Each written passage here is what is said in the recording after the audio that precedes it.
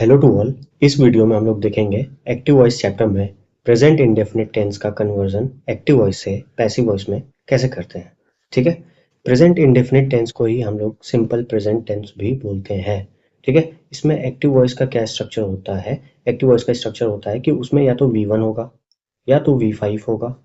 ठीक है, और V1 प्लस S या ES को ही हम लोग V5 बोलते हैं। ठीक है, इसके साथ ही इज, एम, आर के साथ V1 होगा या फिर वही जो ऊपर लिखा V5 होगा। ठीक है, जो यहाँ पे V1 होता है वो प्लूरल होता है और जो V5 होता है वो सिंगुलर होता है।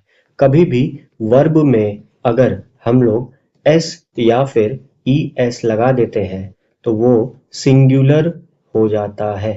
ठीक है, और नाउन में अगर S या ES हम लोग लगा देते हैं तो वो प्लूरल हो जाता है। तो इसमें कंफ्यूजन होती है, तो इस बात को ध्यान में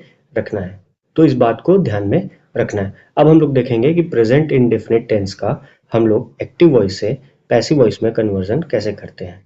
ठीक है, तो अगर कोई भी सेंटेंस प्रेजेंट इंडेफिनिट का अगर एक्टिव वॉइस में लिखा हो तो उसका पैसिव वॉइस कन्वर्जन क्या होता है?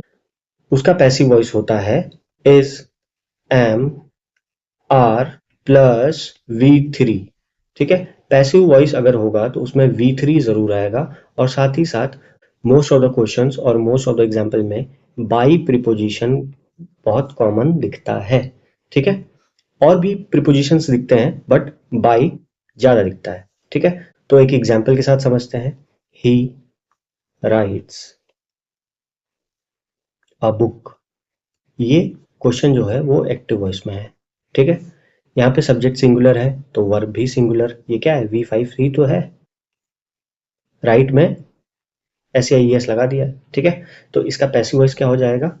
अ book is written by him. ठीक है, ही का objective case him, by preposition हो गया और इज के साथ V3 यहाँ पे पैसिव वॉइस कन्वर्जन में आ गया।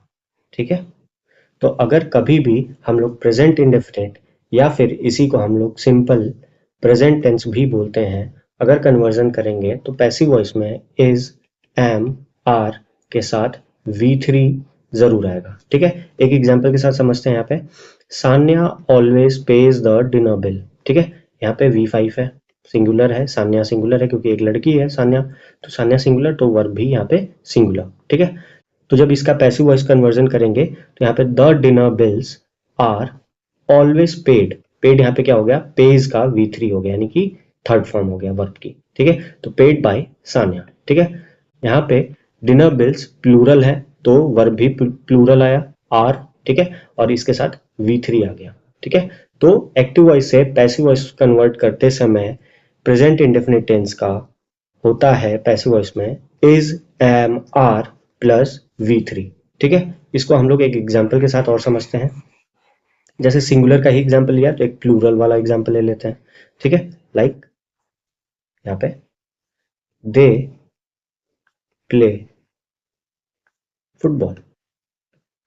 ठीक है, बहुत ही बेसिक सा एग्जाम्पल है, इजी सा। ठीक है, दे प्ले फुटबॉल। ठीक है, दे यहाँ पे प्लूरल है, ये क्या हो गया? V1 है, वर्ब की फर्स्ट फॉर्म। ठीक है, प्लूरल सब्जेक्ट तो प्लूरल वर्ब। ठीक है, इसका पैसिव वॉइस कन्वर्ट करता हूं तो फुटबॉल इज प्लेड बाय, वो थर्ड फॉर्म आ जाएगा, प्लेड बाय।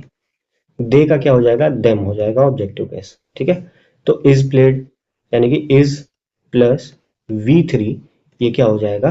पैसिव वॉइस हो जाएगा इस क्वेश्चन का, जो कि ये किस टेंस में है? ये है प्रेजेंट इंडेफिनिट या फिर सिंपल प्रेजेंट टेंस में, और ये हो गया उसका पैसिव वॉइस।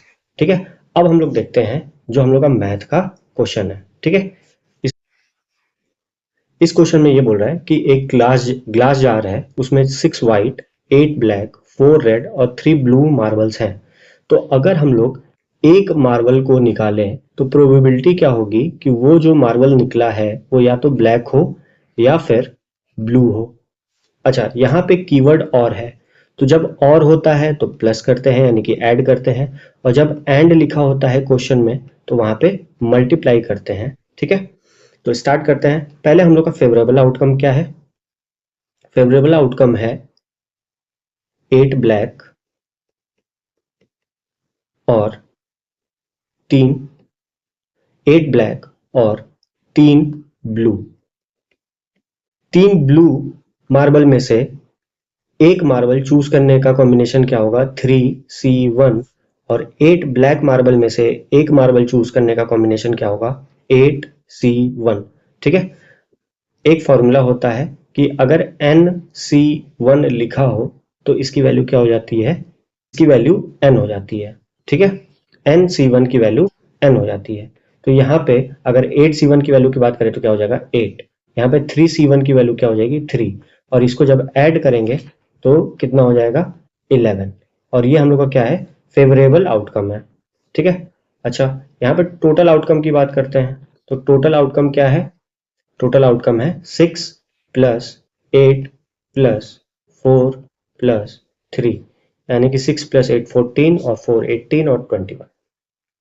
अब 21 में से एक मार्बल चूज करने का कॉम्बिनेशन क्या होगा? 21C1।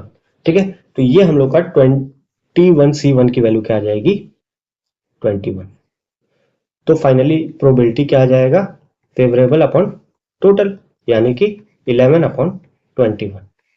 ठीक है, और यही हम लोग का आंसर हो जाएगा, यानी कि option number C will be correct answer. ठीक है, इस क्वेश्चन को सॉल्व करने के लिए हम लोग को परम्यूटेशन एंड कॉम्बिनेशन की नॉलेज थोड़ी बहुत होनी चाहिए, और ये सीजीएल मेंस 2022 का क्वेश्चन है। ठीक है, थैंक यू।